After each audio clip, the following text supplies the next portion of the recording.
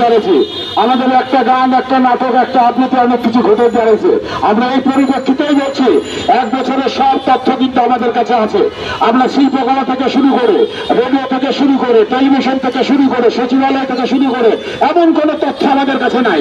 আমরা কিন্তু সুযোগ দিচ্ছি, আমরা বারবার বলছি সুযোগ দিচ্ছি, কারণ আমরা একটা পরিষ্কারের কাজে নামবো। এই জন্য আমরা এখান থেকে যে ঘোষণাপত্রটা দিব আপার পরে সেটা শুনবেন, কারণ আমরা ওনাদেরকে বলবো আপনাদের তথ্যগুলো মানুষের সামনে পরিষ্কার করেন, আপনাদের ভুল ত্রুটিগুলো পরিষ্কার করেন। আজকে শিল্পকলাতে যা জিনিসপত্র চলছে, 28টা নাটক, 8টা সিনেমার যে খরচা খবর শুনলে আপনারা হাসবেন, এগুলা পরিষ্কার করেন। যদি পরিষ্কার না করেন, আমরা কিন্তু ছাত্র সমাজ, আমরা কিন্তু বিএনপি, আমরা কিন্তু জাসাস আপনাদেরকে দিয়ে সুন্দরভাবে পরিষ্কার করে দেবো। আসছে আমাদের প্রধানরা, ওনার কাছে দুটো লাইন শুনি। বড় ভাই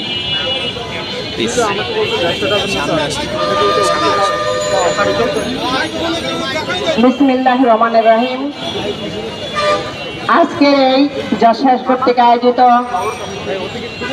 এই মানববন্ধন স্বৈরাচারের বিরুদ্ধে প্রতিবাদ সভা সম্মানিত সভাপতি উপস্থিত রয়েছেন বাংলাদেশ জাতীয়তাবাদী দলের একমাত্র নারী সদস্য, স্থায়ী কমিটির অন্যতম সদস্য, সারা বাংলাদেশের নারী সমাজের অহংকার, রাজপথের লড়াকু সৈনিক বেগম সেলিমা রহমান আজকের এই প্রোগ্রামের মধ্যমণি।